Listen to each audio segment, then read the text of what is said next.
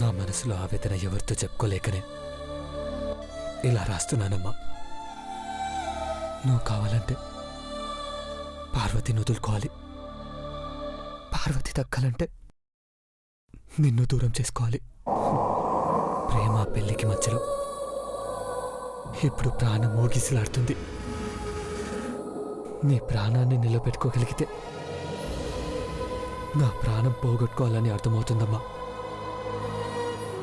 ఇప్పుడు నేను తీసుకుపోయే నిర్ణయం నిన్ను బలికుంటుందని భయంగా ఉంది.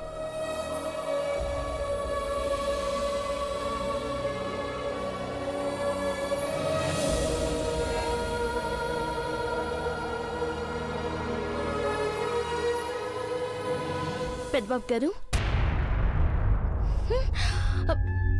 పెద్దబాబు గారు, ఏటైనాది? అట్టా ఉన్నారేంటి పెద్దబాబు గారు? ఆ కన్నీళ్ళేటి?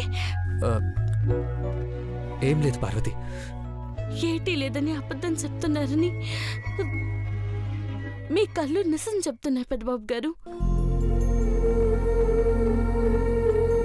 మీ నోటి వెంట మాట భారంగా అవుతున్నదంటే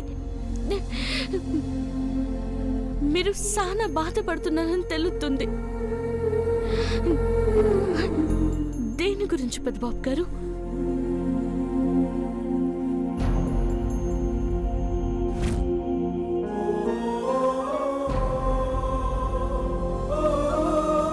జీవితంలో మొదటిసారి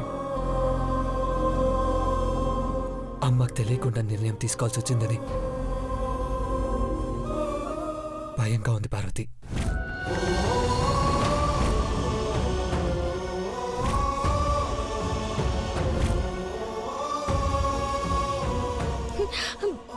మీరెప్పుడు తప్పు చెయ్యరు. మంచి చేస్తారని అమ్మగారు నమ్మినాక ఆ మాట చెప్పలేదని ఎందుకు బాధపడతారు పెద్దబాబు గారు? ఇది తప్పు ఒప్పుల సమస్య కాదు పార్వతి.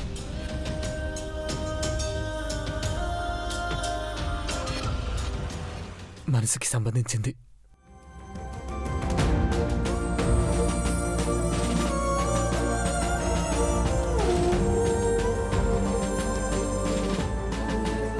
మీది చాలా మంచి మనసు పెద్దబాబు గారు. ఆ మనసు ఎట్టా చెప్తే అట్టా చేయండి. నా మనసు నీతో ఏం చెప్తుందో వింటావా పార్వతి?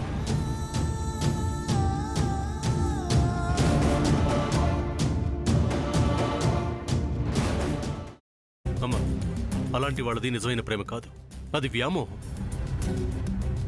ఎగ్జాక్ట్లీ చిన్నత్త. నిజంగా ప్రేమించుకున్న వాళ్ళు అలా చేయరు. ఎంత మనసు విరిగిపోతే కన్న కూతుర్ని పట్టుకొని మా దృష్టిలో చచ్చిపోయా ఉంటుందా తల్లి? అది సరే అమ్మా, తన కూతురుతో తన మాట అనేటప్పుడు ఆమె మాటల్లో వ్యథ, కళ్ళల్లో బాధ గమనించావమ్మా? పెద్దబాబుకు బర్త్డే విషెస్ చెప్పు కూడా వెళ్ళాం కదా. ఊరికే ఎలా కాలిపోతుంది? మంట పెడితేనో పడితేనో తగలబడుతుంది.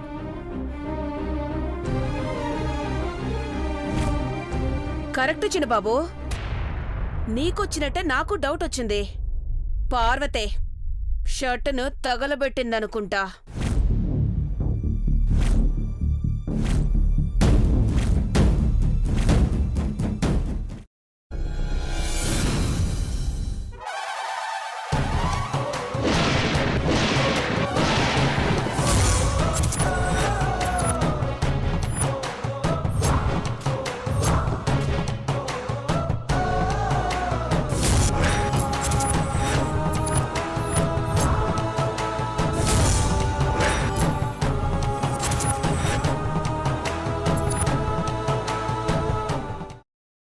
తర్వాత పొట్టు తీసేసి చాప్ చేసి పక్కన పెట్టుకోవాలి.